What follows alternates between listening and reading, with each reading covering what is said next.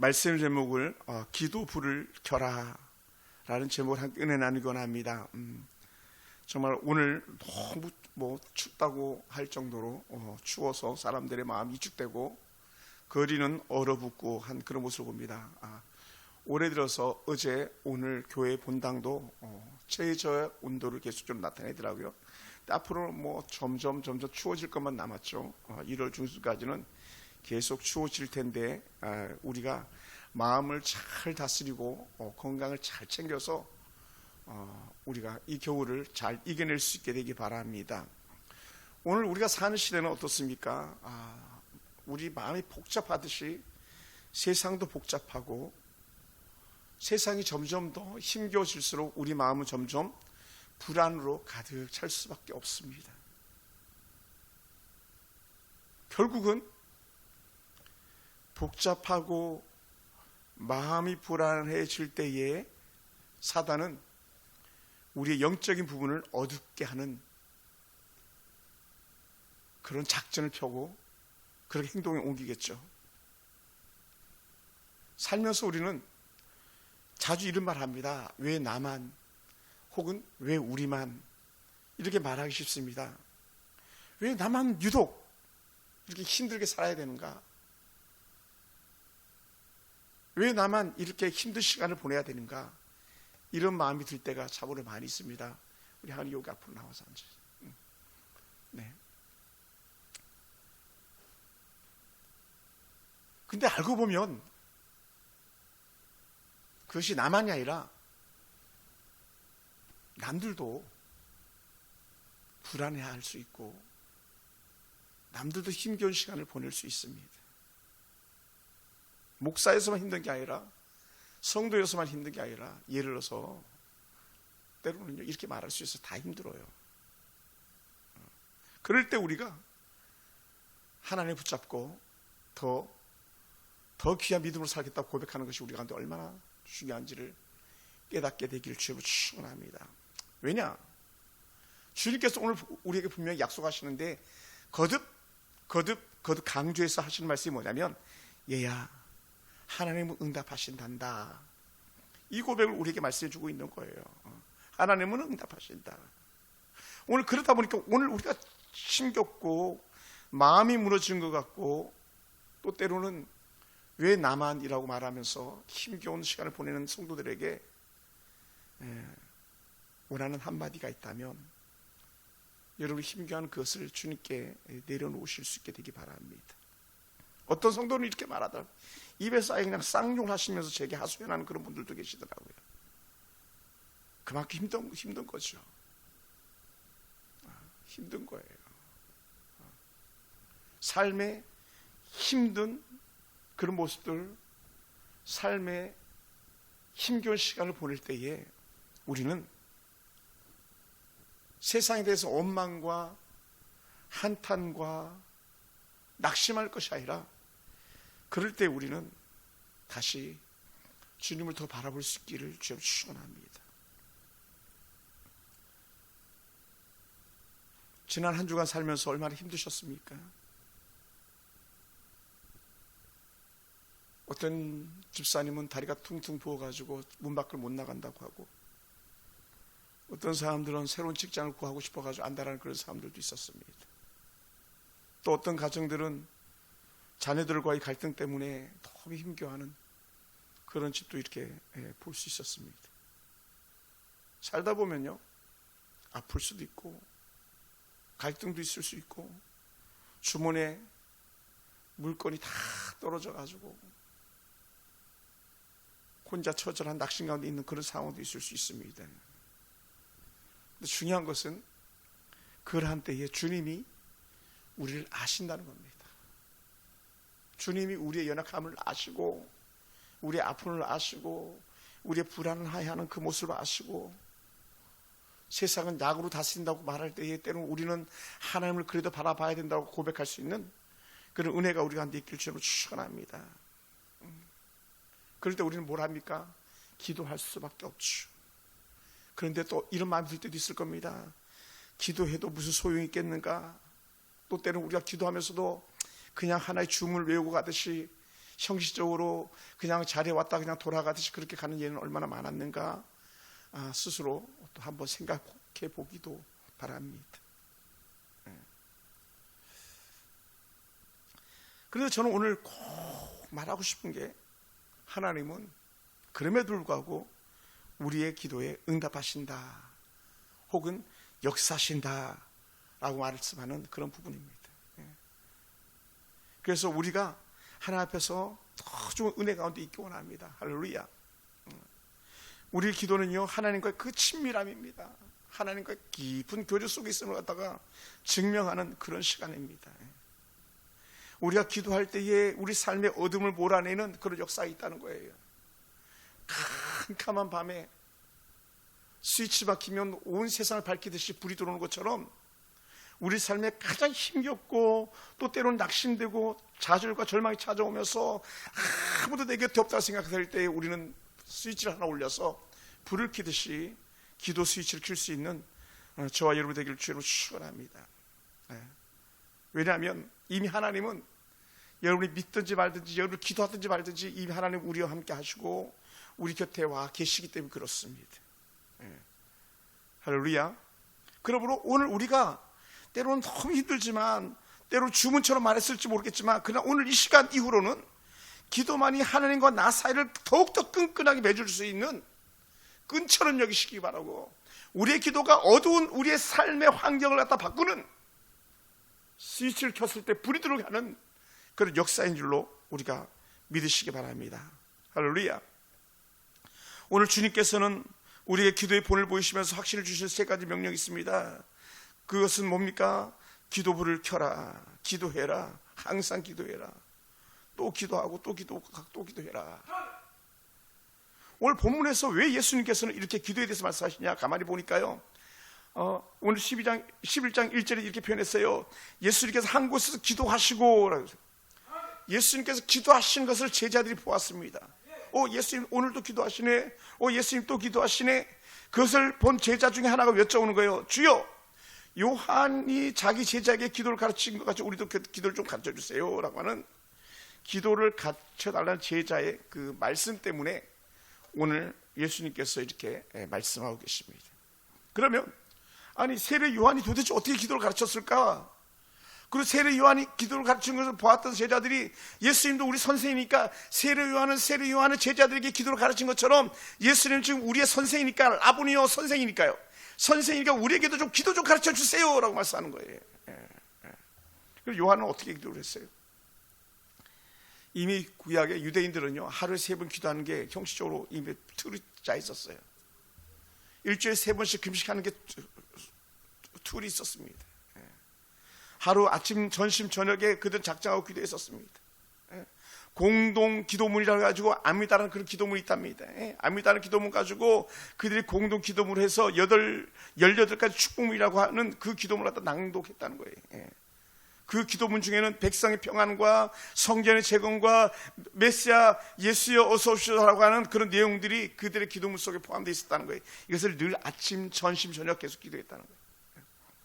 그리고 지도자들은요, 쿰란 공동체 안에서 그 각각 분파들마다, 때로는 어떤 위대한 스승들마다 각각 기도문을 가지고 그들이 가르쳤고 그것을 낭독을 했었는데, 그들이 늘 그렇게 기도하는 것을 바라봤던 예수님의 제자들이 물었던 것이죠.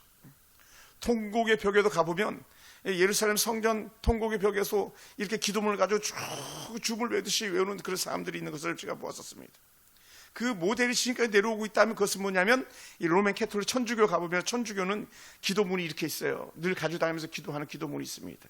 뭐 예를 들어서 성 베드로시오, 성 바오로시오 뭐 등등 하면서 기도문이 있는데, 아마 그 당시에 그런 기도문이 전통적으로 이렇게 흘러 내려오지 않았나 생각됩니다. 그러다 보니까 모든 교사들은 자기만이 가지고 있는 독특한 정체성을 담은 기도문을 갖다 내놓았었던 것 같습니다. 그러니 요한은 이렇게 가르치는데 당신은 우리에게 어떻게 가르치겠습니까? 그리고 예수님이 얼마나 위대하고 탁월한 선생님입니까? 그때 예수님께서 그냥 두 말없이 우리에게 답하듯이 제자들에게 답하는데, 너희는 이렇게 기도하는 거야. 뭐라고요? 예수께서 이르시되, 하늘에 계신 우리 아버지여, 이름이 거룩히 여김을 받으시오며, 마태복음에 있는 거, 오늘 누가복음에는 아버지여, 이름이 거룩히 여기심을 받아오며, 나라가 임하옵시며 등등 이렇게 기도를 가르쳤다는 거예요. 예수님의 첫 번째 기도의 우선순위가 뭐냐? 하나님께 영광된 것을 구하라. 하나님의 영광을 위해서 그렇게 구하라. 하나님 나라와 그의 이름을 먼저 구하고, 그 다음에 두 번째가 뭐예요? 우리의 일용할 양식, 그리고 죄에 대한 용서, 또한 이 험한 세상을 살아갈 때에 하나님 우리가 시험에 들지 않게 하옵소서라는 거죠. 후에 예수께서 말씀했잖아요. 내가 시험에 들지 않게 깨어있어 기도하라. 이 부분인 거죠, 결국은. 그러면서 예수님께서 기도를 강조하기 위해서 한밤중에 찾아온 친구에 대해서 예화를 말씀해 주었습니다. 끈질긴 간청. 그러면서 우리가 잘 아는 삼박자, 구하고 찾고 두드리고, 구하는 자에게 주시고 찾는 자 찾아주시고 두드리는 자에게 열리게 했다는 이 가장 명확한 기도에 대한 모델을 우리 예수님께서 한 제자의 질문에 답을 주고 있는 것을 우리는 보게 됩니다. 그러면서 그 가장 이 1절부터 13절까지 하이라이트는 뭐냐? 너희에게 성령을 주시지 않겠느냐는 거예요. 성령을 주시지 않겠느냐. 성령을 주신다. 할렐루야. 성령을 주신다. 기도자에게 나타나는 현상보다 성령이다. 성령. 우리 하은에게 성령의 역사가 있게 되기 바라요. 어렸을 때 기도하듯이 그러니 하나님의 성령이 나를 주장하시옵소서. 성령이 나를 밝게 인도하시옵소서. 계속적으로 성령.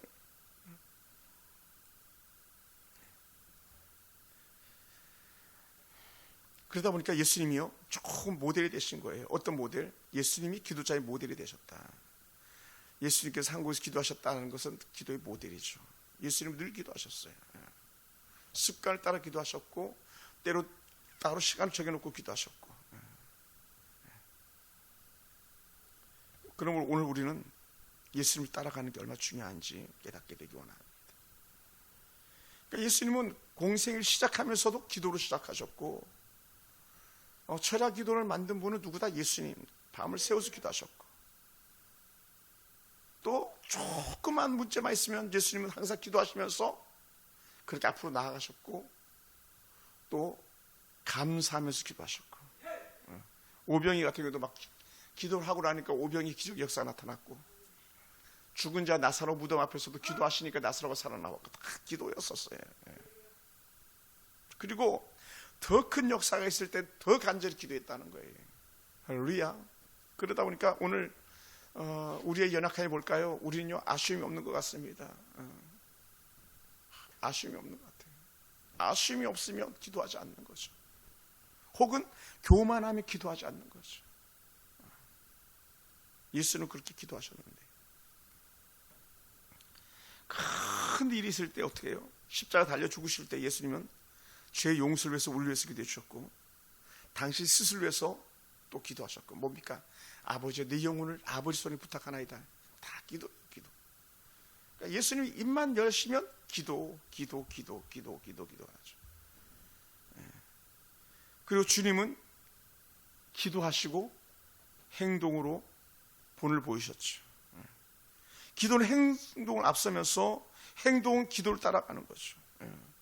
그러다 보니까 어떻게 돼요? 기도하는 사람만이 리얼리 신실한 그리스도인이라고 이렇게 말할 수밖에 없어요. 왜냐하면 믿음의 증표는 뭘로 나타난다? 결국 기도로 나타난다. 뭐 이것을 인정하든 인정하지 않든 성경에 위대한 하나님의 사람들이 그것을 증거로 보여줬고, 후대들이 그걸 보여줬기 때문에 그렇습니다. 그럼 기도하는 성도만 살아있는 성도고, 기도하는 리더만이 진정한 리더가 될 수 있는 거겠죠. 그런 면에서 자유로울 수 있는 사람은 아무도 없는 것 같습니다. 저도 그렇습니다. 그러면 오늘 우리가 위대한 일을 꿈꾼다면 그만큼 우리는 하나님을 기도하는 사람이 되어야 된다. 물론 뭐 기도하는 사람이 인격이 어떻고 삶이 어떻고 여기 뭐 많은 말들이 있지만 그것은 나중 문제고, 결국은 뭐 한다? 그리스도인들은 기도한다. 여기에 대해야 돼. 기도한다. 나는 기도한다. 혹은 이렇게 말할 수도 있겠죠. 그래서 나는 기도한다. 모든 삶의 문제가 어떻든지 나는 기도한다. 중얼중얼 기도한다. 그래서 가끔 유튜브를 이렇게 보면요, 기도하는 예배 프로그램들이 이렇게 있는 걸 봐요. 뭐 방언으로 예배하는 기도, 뭐 능력으로 역사하는 기도, 이렇게 해가지고 막 유튜브에 라이브로, 성도들도 없는데 라이브로 이렇게 막 기도하는 그 영상을 보여주는 그런 사람들도 자주 있더라고요. 제가 이번 주 중에도 2군데나 제가 들어가서 한참을 본 적도 있는데 그렇습니다.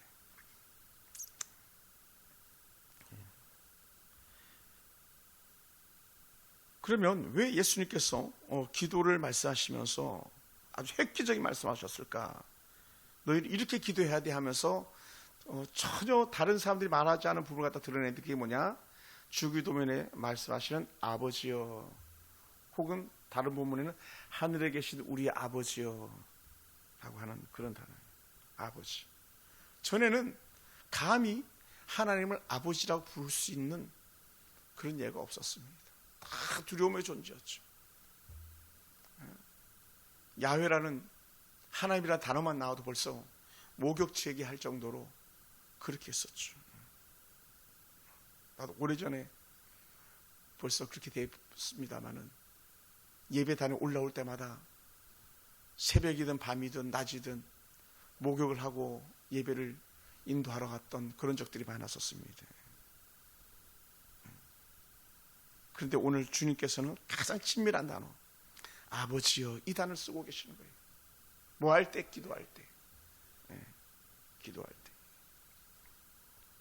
그래서 이 예수님께서 가르쳐 주신 기도의 첫 번째 놀라운 은혜는 뭐냐면 너희는 종이 아니라 너희는 아들이다 라는 거예요. 아들이다. 그러므로 하나님은 우리에게 가장 좋은 아버지로 함께하는 것이지, 물론 심판자입니다만 절대로 심판자로서 우리의 죄를 책망하는 자로서 그렇게 존재하는 분이 아니라 우리의 모든 것을 아시고 도우시는 그런 하나님으로 존재한다는 거예요. 그러니 사랑하는 자녀에게 모든 걸 주실 수밖에 없는 그런 하나님이신 거죠. 우리 주일날 교회 오는 지혜가 목사님 할 때 막 얼마나 막 가슴이 설레고 그렇습니까? 우리 예안이 커가지고 목사님께 달려올 때 얼마나 제가 그것이 행복한지 모릅니다. 하나님 앞에는 다 우리가 지혜 갖고 우리 예안이 갖고 우리 어린 아들 딸들 같지 않겠습니까? 근데 그런 어린 아들 딸들이 아빠 달려온다고 생각해 보세요. 아주 그냥 기절초풍하는 거죠. 딸들이 막 전화만 해도 막 감동이고 감격이고 막 그럴 텐데, 어디 가면 막 우리 아이들 못 사줄까, 막 우리 성도를 못 드릴까, 막 이런 마음이 드는 것처럼 하나님은 그러신 분이시죠. 그러니까 어떻게 돼요? 그러다 보니까 아버지 찾아오는 은혜가 뭡니까? 하나님이 원하시는 게 뭔가 그걸 찾아내는 거예요. 그러다 이렇게 표현할 수 있어요. 하나님의 뜻, 아버지의 뜻이 이루어지는 것. 아버지의 뜻이 이루어지는 거예요. 우리의 기도는 우선순위가 하나님이시다. 언제든지 하나님이시다. 하나님의 거룩한 영광, 그리고 찾아오는 우리의 의식주의 문제, 죄의 용서의 문제, 이것을 우리가 구하는 거죠. 그래서 언제든지 우리는 하나님을 찾으면 그 뒤에 것은 따라온다는 거예요. 의식주의 문제는 해결된다. 우리 좋은 신랑과 만날 수도 축복 있게 되기 바랍니다. 얼굴이 깨끗해지는 은혜가 있기 원합니다. 마음의 평강을 잃어버렸으면 평강 회복되기 원하고, 또 하나님 은혜 안에서 깨어진 관계도 회복되는 그런 은혜가 있기 원합니다. 할렐루야. 부모 관계가 회복되기 원합니다. 자녀와 정말 그 자녀들의 관계가 회복되기 원합니다. 오늘 저는 그랬으면 좋겠어요. 우리 하은이도 좋은 관계가 계속 지연될 수 있게 되도록. 하나님 얼굴을 이렇게 만지면서 하나님 내 얼굴 배꼽같이 하시옵소서. 배꼽같이. 하나님 내 마음에 제 평강이 되게 가게 하시옵소서. 막 불안하고 초조할 때에 하나님이여 내게 은혜가 필요합니다. 깨어진 관계가 회복되기 원합니다. 아파하는 것들. 사단은 자꾸 이간질하는 거예요. 성들과 성들 관계, 성도와 목회자의 관계, 남편과 아내의 관계, 부모와 자녀 시들의 관계 자꾸 이간질하는 거예요. 왜냐? 사단은 참수하는 자니까. 사단은 갈라지게 하는 자니까. 우리가 그렇게 쓰임 받아서는 안 되는 거죠. 우리 하나님의 자녀들이지 사단의 종로로 해서는 안 되는데, 우리도 알지 못하게 자꾸 때로는 갈라치게 하고, 또 때로는 막 이간질하고 넘어뜨리고 나만 거룩한 것처럼 막 우리가 위세할 때가 얼마나 많이 있습니까? 우리 그걸 버려야 되는데 쉽지 않아요. 그럼 어떻게 하냐? 진정한 은혜는요, 계속 그 사람을 위해서 기도하다 보면 사랑할 수밖에 없는 거예요. 원수라도 친구 삼을 수밖에 없는 거예요. 사랑의 원자탄 손양원 목사님이 저 오래전에 그분만으로 족합니까? 오늘 우리가 사랑의 원자탄 손양원 목사님 같은 사람 돼야 되지 않겠습니까? 내 원수라도, 철천지 원수라도 넉넉하게 품을 수 있는 그 마음은 결국 유일한 건 뭐냐? 그것은 하나님 닮아가기 기도자밖에 없습니다. 기도할 때 가능한 거예요. 그러니까 예수님께서 가장 애타게 기도했던 거, 십자가 올라가시는 거, 그 전날 어떻게 했습니까? 아버지 할만하시거든 이 잔을 내게 옮기시옵소서. 그렇게 처절하게 기도했지만 그러나 아버지 뜻이 이루어지곤 합니다 고백했던 그 고백은 결국 기도했기 때문에 십자가로 나갈 수 있었고, 기도했기 때문에 그 철천지 원수 같은 그 밑에 있는 사람들, 로마의 병정들, 바리새인들, 서기관들 다 예수님께서 품으실 수 있었던 거죠. 예수님께서 그날 기도하지 않으셨으면요, 십자가의 은혜는 없는 거예요. 왜냐하면 예수님께도 뭐가 있다? 인성이 있다. 예수님도 가시관 쓰시 머리에서 피가 흘러내린다. 예수도 창기에 찔리면 피가 절절 흐르는 것처럼 육신의 몸을 입고 오신 이상 예수님도 고통을 피해갈 수가 없는 거예요. 근데 그 고통을 이기고 원수를 사랑하는 말씀을 실천하다 보니까 그렇게 기도할 수밖에 없었고, 가장 처절하게 기도할 수밖에 없었던 그런 주님의 모습이었던 거죠. 우리가 그걸 볼 수 있게 되기 원합니다. 할렐루야. 정말 싫은 사람이 있습니까? 그래서 그 사람을 위해서는 배를 더 기도해야 되는 거예요. 이렇게 말해야 됩니다. 하나님, 그 사람도 사랑하게 해주세요. 그 사람을 더 사랑하게 해주세요. 우리는 씹기 좋습니다. 말하기 좋습니다. 뭐 술안주처럼 그렇게 말하기 좋다고 말하잖아요. 셀러리맨들이 회식 가면 막 씹는다면서요. 우리 그런 걸 안 해봐가지고 모르지만. 그러니까 우리는요, 더 사랑하는 계속. 부인이 싫습니까? 그럼 부인에서 계속 기도해야 되는 거예요. 남편이 싫습니까? 남편을 계속 기도해야 되는 거예요. 일은 막 뱅뱅뱅 돌아가면서 기도해야 되는 거예요. 하나님, 우리 남편 사랑하게 해달라고 막. 애가 타가지고. 우리 딸이 그렇게 싫습니까? 그럼 딸을 사랑하게 해달라고 막 뱅뱅 돌아가면서 기도해야 되는 거예요. 하나님, 펄쩍펄쩍 뛰면서 기도해야 되는 거예요. 그래야 딸을 사랑할 수 있는 거예요. 남편을 사랑할 수 있는 거예요. 철천지 원수로 사랑할 수 있는 거예요. 교회 오기 싫습니까? 하나님, 교회를 사랑하게 해주세요. 펄쩍펄쩍 뛰어가면서 주의 몸된 교회를 사랑하게 해달라고 하는 그런 기도가 나와야 되는 거예요. 돈이 아깝습니까? 하나님, 그런 내게 필요한 물건을 주시옵소서. 뻘쩍뻘쩍 뛰어가면서 하나님, 내게 물건을 주시옵소서. 아버지 뜻을 위해 쓰임받을 수 있는 물건을 주시옵소서 하면요, 돈이요, 하나님께 주시는 은혜가 있는 거예요. 할렐루야.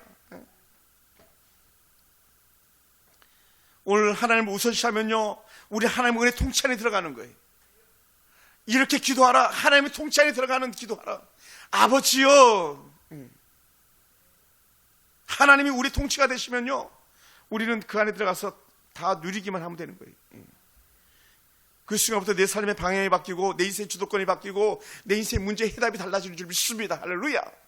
달라지는 거예요.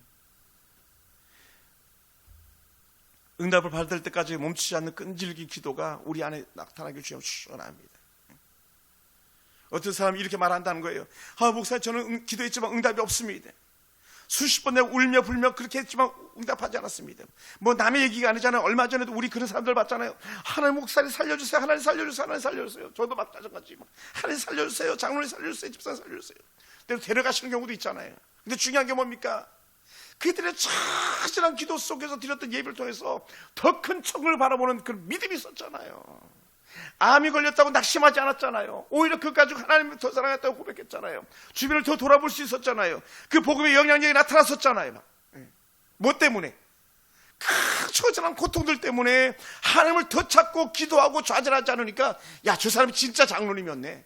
저 사람 진짜 집사님이었네. 이게 나타나는 거잖아요. 뭘 통해서? 그들의 삶, 그들의 예배, 그들의 기도를 통해서 나타났던 거예요. 할렐루야. 수십 번 울고 또 울어보았지만 상황이 변하지 않았다. 그래서 낙심합니까? 그렇지 않습니다. 밤잠을 설치면서 아파했습니까? 하나님은 여러분을 실망시키시는 하나님이 아닙니다. 응답이 보이지 않아가지고 눈물로 기도할 때가 참으로 많았습니까? 잘하셨습니다. 응답이 지연된 것뿐인 거예요. 할렐루야. 저는 그것을 믿습니다. 그래서 주님은 오늘 이 비유를 하실 말씀이 뭡니까? 한밤중에 친구가 찾아왔는데, 야, 내가 떡 좀 줘, 떡 좀 줘, 떡 좀 줘, 떡 좀 줘, 떡 좀 줘. 너무 떡 세 덩이를 구하러 오는데 계속 구워달라고 하니까 하는 말이 결국 뭡니까? 안에서 아이들 때문에 내가 줄 수 없다가, 그런데 어떻게 돼요? 자꾸 그래도 줘 하니까 결국은 하는 말이 뭡니까? 야, 내가 너 친구로 인해서 일어나 주지 아니할지라도 그 간청으로 인해서 일어나 주리라라고 예수께서 말씀하셨다는 거예요. 나 이미 옷 다 벗었어. 애들 신문을 가면 그러잖아. 아빠, 나 옷 다 벗었어. 나 추워 못 나가. 옷 다시 다 입어야 돼. 막 그러잖아요. 오늘 이 친구가 그런 거예요. 여행 갔다 돌아온 친구가 떡 세 덩이만 좀 주면 안 되겠냐? 우리가 집에 아무것도 없네. 좀 먹을 것이 필요해. 계속 창을 두드리면서 그렇게 얘기할 때에, 야, 나 옷 다 벗었어. 우리 애들 이미 자고 우리 이미 다 침실에 누웠어. 유대인들은요, 우리처럼 막 그렇게 부자들이 아니었었어요. 옛날에 그냥 통으로 된 한 집에 그냥 거적대기 같은 거 하나 덮고 같이 다 자는 거였었어요. 옛날 7, 80년대 60, 70년대 우리 가족들이 다 그랬잖아요. 하나 이불 막 하나 이불 하나 개면 막 얼마나 컸습니까? 막 거의 뭐 한 이 정도 절반 정도 되는 이불 몇 번 접어가지고 개는 이불 다 똑같이 막 덮었잖아요. 막 지금이야 뭐 워낙 잘 살아가지고 방마다 이불이 한 개씩 두 개씩 막 2중 3중을 깔고 덮고 자잖아요. 막 옛날에는 그 이불 땡기는 게 일이었어. 막 서로 더 덮으려고. 그러니까 가운데 있는 사람은 좋아요. 막 사이드 있는 사람은 그래 좀 문제가 있어요. 키 큰 사람은 발이 나와요. 막.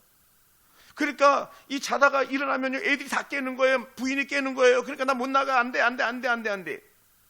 그런데 어떻게 돼? 나중에는 그 간청 때문에 준다고 예수님께서 말씀하시는 거거든요. 간청하지 않냐? 간청. 그렇게 주는 거야. 여기서 이 간청이라는 단어를 갖다 가만히 살펴보니까요, 얼마나 큰 은혜가 있냐면요, 끈질기게 마음을 움직이는 그런 표현이에요. 뻔뻔할 정도로 끈질기게 애타게 찾아낸다는 거예요. 끈질기게 뻔뻔하게. 야, 애들이 깨도 좀 줘. 지금 나 배고파 죽겠어. 야, 너희 애들도 중요하지만 우리 집 애들도 중요해. 좀 줄 수 없겠냐? 막, 야, 제발 좀 부탁한다. 막, 부탁한다. 이게 뻔뻔한 거죠. 돈 꿀 때요, 우리 엄마가 제 어렸을 때 돈 꾸실 때에 아주 간절하게 꾸어오는 거예요. 왜? 간절하게 꾸우지 않으면 어떻게 됩니까? 집안이 풍비박산이 나니까. 그래서 옛날에 달러 돈 빌려온다 그랬어요. 이자가 얼마나 센 돈을 갖다 달러 돈이라고 했는지 모르겠습니다만은, 그 달러 돈 제일 비싼 이자의 돈을 빌려오는 거예요. 왜? 그걸 달러 돈이라도 빌려와야만 아버지 속을 시원케 하거든요. 그러니 어떻게 돼요? 가서, 야, 제발 좀 빌려줘라. 김씨 아줌마, 이씨 아줌마, 박씨 아저씨, 제발 좀 빌려주세요. 그래서 빌려오는 게 그 당시에 10,000원이었으면 지금으로 생각하면 거의 100만 원인 거죠. 그렇게 귀한 돈을 빌려왔어요. 4,000원, 5,000원 월세 낼 때에 10,000원이면 얼마나 큰 돈이었겠습니까? 사랑하는 성도 여러분, 예수님께서 그래서 하시는 말씀은 뭡니까? 누가복음 11장 9절에 보니까, 또 내가 너희에게 구하노니, 한마디 기도에 대해서 하셨잖아요. 지금 두 번째 하시고 세 번째 하시는 거예요. 아까는 뭡니까? 주기도문 알려주셨죠? 봐봐라, 기도하는 사람의 마음이 이것이다 해서 떡을 구하러 온 친구 얘기하는 거예요. 그리고 또 다시 강조하기 위해서 9절부터 말씀하기 시작하는 거예요. 뭐라고? 또 내가 너희에게 이르노니 구하라, 그러면 너희에게 주실 것이요, 그러면 찾아낼 것이요, 문을 두드리라, 그러면 너희에게 열릴 것이니. 강조에 또 뒤따라 오는 것에 해석에 그럼 그것도 모자라가지고 10절에 또 말씀하시는 거예요. 그러니까 기도는 또 말하고 하는 거예요. 뭐라고 말씀합니까? 구하는 이마다 받을 것이요, 찾는 이는 찾아낼 것이요, 두드리는 이게 열릴 것이니라. 강조하고. 그러니까 오늘 우리 기도는 오늘 다시 말하면 기독교는 어떤 종교냐? 기도하는 종교다. 누구에게? 하나님께. 그래서 모든 성도를 다른 말로 표현하면 이렇게 표현해야 되는 거예요. 기도하는 사람들 이렇게 되는 거예요. 한번 따라 이렇게 해봐요. 하나님, 나는 기도하는 사람입니다. 아멘. 기도하는 사람. 막 집사님 지난 수요일날 기도 받으니까 너무 좋았죠. 할렐루야. 우리 딸들도 막 기도 받고. 막 예전에 신방 다닐 때는요, 안수해가지고 막 손이 여기가 얼얼한 적이 있었어요. 150까지 200까지를 신방 다니면서 막 안수해주니까 막 신방 대원들도 또 목사님 저도 해주세요 막 그러면 또 신방 대원들도 막 돌아가면서 기도해주고. 왜? 오늘 가장 중요한 게 기도니까요. 교회의 생명력은 기도에서 나타나니까요. 성도들의 능력은 기도에서 나타나니까요. 그러니까 계속해서 구하라, 계속해서 찾으라, 계속해서 두드리라. 이건 명령이에요. 명령. 선택이 아니라 명령. 할렐루야. 명령을 우리가 들어야 됩니다. 계속 기도하는 거예요. 그런데 놀라운 일이 있어요. 보세요. 기도 좀 가르쳐 주세요 그랬더니 주기도문 가르쳐 주셨죠. 그리고 기도 모델이 이런 마음 가지고 기도하는 거 하면서 밤중에 찾아온 친구 소개해 주셨죠. 그러면서 세 박자 기도 구하고 찾고 두드리고에 대해서 응답을 알려주셨죠. 네 번째는 가장 강력한 힘을 말씀하고 계신데 뭐라 그랬냐면 예수님께서 이렇게 말씀하셨어요. 11절에 보면 우리 같이 한번 읽어볼까요? 11절 누가복음 11장 11절 너무 그냥 외우기도 쉬운 본문이에요. 11장 누가복음 11절. 자 시작. 너희 중에 아버지 된 자로서 누가 아들이 생선을 달라 하는데 생선 대신에 뱀을 주며 알을 달라 하는데 정갈을 주겠느냐? 너희가 악할지라도 좋은 것을 자식에게 줄 알거든. 하물며 너희 하늘 아버지께서 구하는 자에게 성령을 주시지 않겠느냐? 할렐루야. 제일 강력하게 말씀하신 게 뭐냐면 너에게 성령을 주시겠다는 거예요. 성령을 주시겠다. 성령 신랑 은사와 능력과 권능이 나타나게 할 것이다. 어떤 사람들에게? 구하고 찾고 두드리는 사람들에게. 그날도 친구들이랑 이렇게 친구 목사님하고 쭉쭉 얘기하면서 기도해서 같이 밥을 먹어서 얘기했던 거예요. 다양하게. 계속적으로. 사랑하는 성도 여러분, 그리고 기도하는 사람은요 성령이 보증해 주신다는 거예요. 성령 하나님이. 아멘. 예수님은 오셨다가 떠나셨잖아요. 왜 이렇게 말씀드릴 수 있냐면 내가 너에게 가는 것이 유익하다고 주님께서 말씀하셨기 때문에 그렇습니다. 내가 가면 그냥 가는 게 아니야. 내가 대신에 너에게 보혜사 성령을 보내주실 거야. 너에게 보혜사 성령 하나님을 보내주실 거라고 말씀하셨거든요. 그래 예수님 승천하신 다음에 성령이 우리한테 오셨고 예수님 믿는 각 사람에게 성령의 놀라운 은혜가 임했고 성령의 놀라운 은혜가 임한 증거들은 뭐냐면 기도할 때 역사 나타나는 거예요. 할렐루야. 기도할 때 응답이 나타나는 거예요. 그래서 제가 계속적으로 말씀하는 게 뭡니까? 최근에 제가 아주 여러 번 얘기했던 게 뭡니까? 여러분 속에서 증거를 가져라.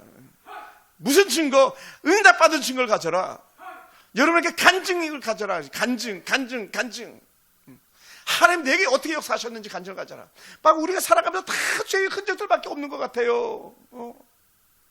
어떻게 살 때에 하나님의 은혜가 없을 때에 하나님의 응답을 경험하지 못할 때는 내가 하나님 믿는 건지 마는 건지 내가 그리스도인인지 아닌지 갖다 분별이 안 되다 보니까 어떻게 돼? 우리가 엉망진창으로 살아갈 수 있다는 거예요. 그게 아니고요. 우리 기도 속에 응답 역사 이끌 줄을 축원합니다. 성령의 놀라운 은혜가 우리가 이끌 줄을 축원합니다. 그러다 보니까 예전에 생각이 났어요. 어떤 일들이 있었냐면 저는요 외국을 가고 싶었어요. 신학교 다닐 때 기도 제목 중에 하나가 뭐냐면 온 세상을 다니면서 복음을 전하는 게 제 소원이었거든요. 전 세계를 비행기 타고 다니면서 복음을 전하게 해달라는 것이 제 기도 제목이었었어요. 그런데 알고 봤더니 사실은 워낙 제가 무식했어가지고 여권이 있는지도 몰랐어요.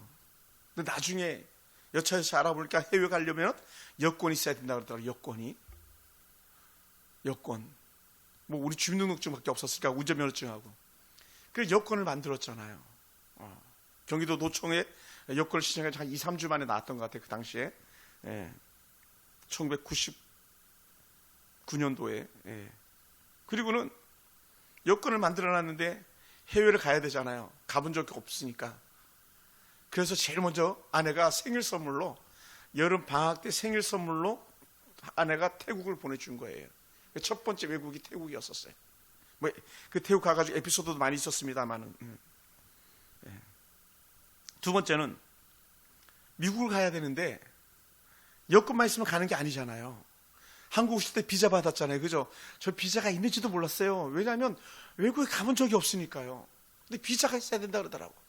그러니까는 2002년도에 비자를 받으려고 제가 비자를 신청했는데 이 여행사가, 대행하는 여행사가요, 제 비자 돈 70만 원인가 받아주기로 사기를 쳐버렸네.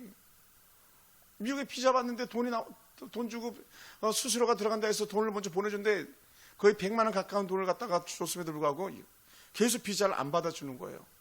그래서 제가 수소문해가지고 그 여행사를 찾아갔어요. 그랬더니 목사님 죄송합니다 하면서 자기가 사업이 거의 망하게 돼가지고 그 돈들 다 써버린 거예요. 그 여차여차 해가지고 어떻게 일부를 받았는지 모르겠지만 그래서 제가 이 회사는 안 되겠다, 다른 데다가 비자 신청해야 되겠다 해가지고, 그 아내가, 저는 이미 제대했기 때문에 미국 비자는 쉽게 나오지 않습니다. 재산도 있어야 되고 신분도 보장돼야 되고 아주 복잡하거든요. 전도사들에게 비자는 더더욱 안 나오거든요. 목회자는 비자 안 내줍니다, 거의. 근데 마지막 차로 우리 아내가 2월 달에 제대하는데 2003년도, 아내가 제대하기 바로 직전이에요. 2003년도 2월 28일분과 3월 달이니까 아내가 제대하는데, 그 마지막에 아내가 제대한 그 때에 맞춰서 아내 신분에 의존해가지고 비자를 신청했더니 비자가 나와서 미국을 갈 수 있게 됐잖아요. 교회에 7, 8명의 사역자가 있는데 미국 비자 가지고 있는 사역자가 아무도 없었던 것 같습니다. 2004년도에 목사님이 저한테, 신 목사님 미국 갔다 오세요, 멕시코 갔다 오세요 그래가지고 그 비자가 제가 있으니까 당당하게 10년 비자 받은 거 가지고 제가 다녀왔죠. 그리고는 미국 가는 길이 열려가지고 미국을 6번이나 이렇게 다녀올 수 있게 되었고, 미국에서 공부를 해가지고 학위도 미국에서 받을 수 있게 되었고, 다양한 일들이 있었습니다. 그러니까 하나님, 비자 안 나왔다고 포기했으면 끝나는 거예요. 비자 사기당했다고 그냥 포기했으면 끝나는 거예요. 근데 어떻게 돼? 또 다시 추구하고 추구하겠더니 막차 비자가 나와가지고 제가 미국을 그렇게 갈 수 있는 길이 열렸던 것을 보게 됩니다. 할렐루야. 어찌 그 일이 많겠습니까? 믿음의 선배들이 그런 삶을 살지 않았습니까? 엘리야가 그래 비 올 거야, 엘리야가 아합에게 빨리 내려가소서 할 수 있었던 이유는 뭡니까? 엘리야는 비가 올 것이라는 확신이 있는 기도자였다는 거죠. 할렐루야. 7번은요, 다른 말로 하면 이거예요. 계속 기도했다는 거. 계속 포기하지 않고 계속. 예? 저는 어저께 눈이 그렇게 많이 올 줄 몰랐어요. 왜냐하면 5시, 6시에 눈 온다고 일기예보가 있었는데 눈이 하나도 안 오더라고요. 그런데 웬걸 눈이 그렇게 많이 올 줄을 알지 못했죠. 사랑하는 성도 여러분, 기도는요, 믿음의 행동을 낳는 겁니다. 행동의 응답은요, 하나님의 놀라운 역사, 기도자를 통해서 나타나는 거예요. 그러니까 기도 제목이 있느냐, 기도 제목이 있냐, 우리 물어봐야 되는 거예요. 막 남 탓하고 남 욕할 게 아니라 내가 기도하고 있느냐. 이 험난한 시대를 갖다가 우리가 살아갈 때 하나님 앞에 응답받기 위해서 기도하고 있느냐, 견뎌낼 수 있는 은혜가 있는 줄 믿습니다. 그 응답은요, 그러면 어떻게 해요? 오늘 예수께서 하셨던 말씀 아주 쉽게 예수께서 말씀하셨잖아요. 뭐라고 말씀하셨습니까? 야, 이는 나쁜 놈들이 아니냐, 너희들 착하지 않잖아, 너희 악하잖아, 이렇게 말씀하신 거예요. 너희가 악할지라도 좋은 것을 자식에게 줄 줄 알거든. 우리 하은이 있으니까 내가 좋은 거 다 주고 싶은 거예요. 딸이잖아요. 딸한테 못 줄 게 뭐가 있겠어요. 더 좋은 거 주고 싶죠. 막 좋은 거 사왔다가 오히려 혼나는 경우는 있을 수 있습니다만은. 근데 예수님께서는 뭐라 말씀하셨어요? 야, 너희가 악한데도 자식에게 좋은 것 주는데 하물며 너희 하늘 아버지께서 구하는 자에게 성령을 주시지 않겠느냐. 제일 좋은 성령님을 주시겠다는 거예요. 제일 좋은 성령님. 그러니까 성령을 주신 하나님께서 못 줄 게 뭐가 있겠냐는 거예요. 다른 본문은 이렇게 말하잖아요. 아들을 주신 이가 성령을 우리에게 선물로 주시지 않겠느냐. 아들 주신 이가 우리에게 기도하는 거 응답해 주시지 않겠느냐, 이렇게 말씀하는 거거든요. 할렐루야. 저는 그것을 보고 그것을 믿습니다. 하나님의 성령 역사가 우리가 새롭게 임할 줄 믿습니다. 성령을 구하라. 성령을 구하라. 가장 좋은 선물이 성령을 구하라. 그래서 기도의 역사가 우리가 나타나게 하라. 그래서 성령이 불타는 교회, 막 예를 들어서 성령의 역사가 나타나는 교회, 성령이 놀라 은혜가 있는 사람, 그 사람이 가면 불도가니가 되는 막 역사가 나타나는 그런 사람, 기도하는 사람 통해 나타나는 거거든요. 할렐루야. 그럼 사랑하는 성도 여러분, 성령에 대해서 우리 이렇게 말할 수 있습니다. 하나님의 성령의 역사 우리가 임하면요, 성령은 능력으로 역사하시는 거예요. 능력으로 역사한다. 기도할 때 능력으로 역사한다. 할렐루야. 능력으로 역사한다. 그러니까 기도하면서 시원한 은혜들이 있는 거예요. 예지, 깨닫는 지혜가 있는 거예요. 앞으로 내다볼 수 있는 영적 안목이 열려지는 거예요. 하나님이 일하시는 것들이 보여지기도 시작하는 거예요. 성도의 마음을 갖다 통찰하다 통찰력이 나타나기 시작하는 거예요. 영적 진단이 가능한 거예요. 뭐 하면? 기도하면. 자녀들의 영적 진단 가능한 거예요. 성도의 영적 진단 가능한 거예요. 기업의 진단 가능한 거예요. 그러니까 조언할 수 있는 거예요. 그러니까 자주 사실은 그래서 성도들에게 하고 싶은 말들이 있다면 하나님 앞에서 신방 받아라, 이 얘기하는 거예요. 왜? 그 집에 주신 특별한 메시지들이 있거든요. 그 사람에게 주신 특별한 메시지들이 있거든요. 근데 사람들이 믿지 않잖아요. 하나님의 성령의 놀라운 역사 나타나면 어떻게 됩니까? 불가능을 가능하게 만드신 하나님, 두나미스 폭탄, 다이나마이트가 터지듯이 역사 나타난다 그랬잖아요. 오직 성령이 너에게 임하시면 너희가 권능을 받고 예루살렘과 온 유대와 사마리아와 땅까지로 내 증인이라는 두나미스 증인은요, 생명을 걸고라도 예수님을 사랑하는 거라 그랬잖아요. 지난주 수요일 날 제가 말씀드렸잖아요. 생명을 걸고, 그게 순교자인데, 증인이 순교자거든요. 언제 가능하냐? 성령이 있을 때 가능한 거예요. 성령의 놀라운 은혜가 없으니까요, 맨날 입이 튀어나오고 교회를 떠나가고 남들 도적질하고 욕하고 싸우고 그냥 맨날 저 감옥에 쫓아다니고 그렇게 하는 거예요. 성령의 놀라운 은혜가 없으면요, 하나님의 말씀이 들려지지 않습니다. 설교가 제대로 들려지지 않습니다. 성령이 봐지지 않습니다. 그러니 뭐 기도하는 것은요, 영 남의 얘기가 돼버리고 마는 거죠. 기도해 보세요. 교회를 사랑할 수밖에 없습니다. 기도해 보세요. 목회자를 사랑할 수밖에 없습니다. 기도해 보세요. 남편을 사랑할 수밖에 없습니다. 자식을 위해서 다 줄 수 있습니다. 기도하지 않으니까는 이 악한 세상 문화가 뭡니까? 조금만 문제가 생기면 막, 그래 우리 헤어져, 우리 이혼해, 막 이렇게 나가는 거잖아요. 남편을 생명처럼 여기는데 어떻게 그런 말이 나옵니까? 부모를 생명처럼 여기는데 어떻게 함부로 말할 수 있습니까? 절대로 그럴 수가 없는 거죠. 성령에 그런 놀라운 은혜가 있습니다. 그러다 보니까 성령은요, 우리를 위로하십니다. 성령 우리에게 갈 길 지도해 주십니다. 복잡한 삶을 갖다가 정리해 주시는 은혜가 있습니다. 우리가 자동차를 운전할 때 내비게이션은 잘못된 빙이 돌아가는 길을 가르쳐 주지만 성령은 직진으로 가는 법을 가르쳐 주시거든요. 성령이 때로는 이렇게 말해요. 우리가 너무 힘들어서 도무지 아무것도 할 수 없는, 기도할 수 없는 그런 상황에 놓였을 때에 로마서 8장 20절에 의하면 우리가 마땅히 구할 바를 알지 못할 때에 말할 수 없는 탄식으로 우리에서 중보하며 기도하신다. 나를 위해서 기도하신다. 나를 위해서. 성령이 나를 위해서. 그래 가끔은 저한테 용인에 있는 목사님 문자를 주세요. 목사님, 오늘 제가 목사를 위해서 기도했습니다. 오늘 목사님이 유독이 많이 생각이 나네요. 목사를 위해서 기도하고 있습니다. 이 얘기를 할 때가 많아요. 성도들도 그런 분들이 계시고, 어떤 분은 이런 일들도 있습니다. 주머니 속에 성도가 얼마 돈이 있는지 제가 다 알아요. 말도 안 되잖아요. 알게 하신 하나님이었다는 거예요. 주원의 나기엘 목사님 같은 경우는 오늘 우리 회중 중에 자살하려고 생각하고 있는 사람이 있는데 그러시면 안 됩니다 했더니 막 중간에 팍 울면서 앞으로 나와가지고, 목사님 오늘 내가 이 예배만 드리고 자살하려고 그랬습니다. 그렇게 말하는 사람도 있잖아요. 놀라운 거죠. 뭐 조용기 목사 설교를 들어보세요. 얼마나 더 많은 일들이 있습니까? 기도가 깊어지면 가슴에 흉이 있는 사람 흉이 지어질지어다. 그래서 당뇨병 환자가 우리 중에 있습니다. 당뇨병이 떠나갈지어다. 치유 역사가 나타나잖아요. 어떤 사람들 통해서, 기도하는 사람들 통해서 성령 역사가 나타나는 거죠. 할렐루야. 그래서 제가 지난주 수요일 날 최필재 목사님을 특별히 세웠던 이유 중에 하나도 뭐냐면, 하나님께서 우리에게 특별한 기도자를 보내셨구나, 그런 마음에서 제가 강단에 세운 거예요. 그런 목사님들 보시면 함께 얘기 나누고 함께 기도하고 교회를 나눌 수 있고 그런 은혜가 있는 거거든요. 그래서 하나님 보내셨구나, 그런 생각이 들어서 말씀의 은혜도 함께 나눴던 겁니다. 사랑하는 성도 여러분, 우리는 항상 하나님의 은혜 가운데 인도함 받으실 줄로 축원합니다. 그래서 우리는 자꾸 기도하면서 여러분 기도 노트를 꼭 가져보세요. 기도 노트 따라해서 기도 노트를 갖자. 기도 노트를 갖자. 저도 다시 쓰도록 하겠습니다. 기도 노트. 제가 청년 때, 하은이 같은 청년 때 그랬거든요. 기도 노트를 썼거든요. 기도 제목을 썼어요. 응답받은 기도, 여전히 응답이 되지 않은 기도, 기도 노트를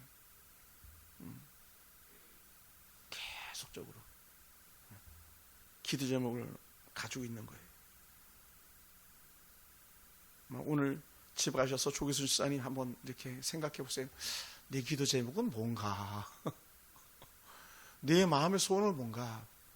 우리 하은이는 내 기도 제목은 뭔가?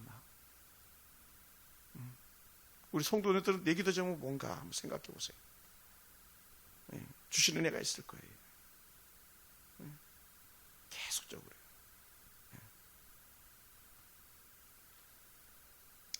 사랑하는 성도 여러분, 예수님께서 오늘 결국 우리에게 하시고 싶은 말씀이 있다면 뭘까? 한마디예요. 제일 나중에 성령을 주시지 않겠느냐? 너희가 성령에 살아본 성령을 해간다고 했던 그 말씀처럼 우리 성령으로 살아가는 거예요. 성령으로. 하나님, 죄를 분별하게 하시옵소서. 아내를 이해하게 하시옵소서. 남편을 이해하게 하시옵소서. 성령에 나를 지도하시옵소서. 깨닫게 하시옵소서. 내가 하나님 위해서 어떻게 살아야 되겠습니까? 하나님 깨닫게 하시옵소서. 알게 하시옵소서.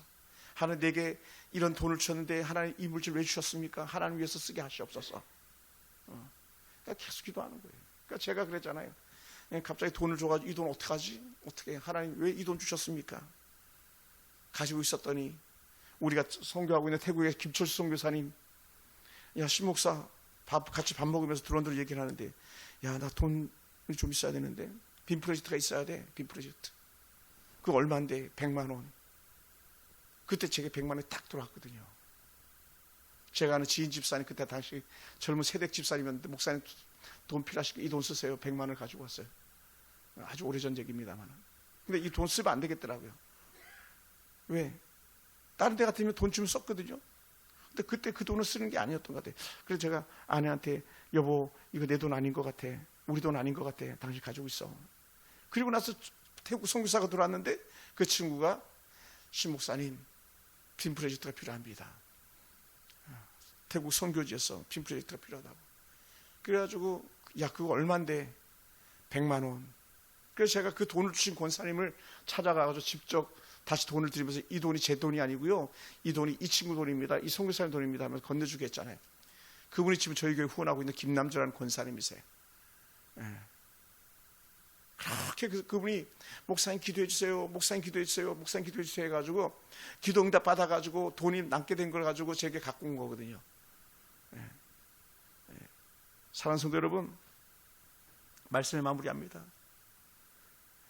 왜 이렇게 방이 어두운 거야? 라고 할 것이 아니라, 어두울 때는 불을 켜면 환해질 수밖에 없는 거예요. 왜 이렇게 배가 고픈 거야? 할 때는요, 먹으면 배가 부르게 돼 있는 거예요. 우리가 살아가면서 왜 내 인생이 이렇게 꼬이고 힘들고 어려운 거야? 내가 왜 이렇게 고난 가운데 있는 거야? 내가 이렇게 아파하는 거야? 나는 왜 도대체 남들은 돈도 많은데 난 돈도 없는 거야? 이럴 때 우리가 할 수 있는 것은 뭐냐? 하나님 주세요. 할렐루야. 하나님 주세요. 가정의 상처들, 돈이 없는 아픔들, 정말 상한 심령들, 하나님 주세요. 우리 가정 회복시켜 주세요. 우리 가정 경제 회복시켜 주세요. 하나님 우리 안에 성령의 놀라운 은혜를 갖다가 허락하셔서 회복된 관계가 되게 하시옵소서. 이런 고백들. 그러면 역사 나타나는 거예요. 한번 해보세요. 강단에 와가지고 작정하고 기도해 보세요. 역사가 분명히 나타날 겁니다. 왜 그러냐? 한번 따라해 볼까요? 기도 없는 삶에는 기적이 없다. 기도가 없는 삶에는요, 기적이 없습니다. 기도하는 성도에게 기적이 나타납니다. 그 기적은 일상적인 거죠. 그냥 하나님께 주시는 당연한 거예요. 당연한 거. 뭐 표현이 기적인 거지 미라클인 거지 당연한 거다. 하나님 구하는 자에게 당연히 주신 하나님입니다. 얘야 너희가 악한 자도 자식이 좋은 것 주는데 하물며 하늘 아버지께서 너희에게 좋은 것 주지 않겠느냐? 선을 주시지 않겠느냐? 다른 말로 하면 기도하는 거 응답해 주겠다라는 거예요. 응답해 주겠다. 그러니까 오늘 우리는 그럼 어떻게 해야 되겠습니까? 하나님, 내가 다시 하나님을 찾겠습니다. 내가 다시 성령의 은혜를 구하겠습니다. 내가 다시 기도를 포기하지 않겠습니다. 다시 끝까지 구하고 찾고 두드리고 은혜 얻을 때까지 주실 때까지 포기하지 않겠습니다. 이 고백하는 순간에 하나님 역사 우리 가운데 나타난 줄 믿습니다. 할렐루야. 오늘 우리가 그러한 은혜 가운데 있기 원합니다. 저는 여러분이 다 그랬으면 좋겠어요. 우리 교회가 다시 그랬으면 좋겠습니다. 영적으로 삭막해져서 사단의 종로로 타고 있을 때에 영적으로 분별력을 잃어버리고 죄 가운데 거느렸던 사람들이 주께로 돌아온 은혜가 있기 원합니다. 아, 이건 아니구나. 뭐 제게도 하는 말이에요. 여러분 얘기만 아닙니다. 아, 이건 영적으로 아니구나. 아, 이건 영적으로 그렇구나. 분별해 나가는 거예요. 그리고는요, 기도할 때는요, 사람들이 말하지 않는 거예요. 아, 하나님께서 하셨던 말씀인가 보구나. 하나님께서 하라고 하시는 말씀인가 보구나. 그렇게 하는 거예요. 우리가 그렇게 살아야 돼요. 사랑하는 성도 여러분, 제가 한번 기도하고요, 우리 같이 한번 기도했으면 좋겠습니다.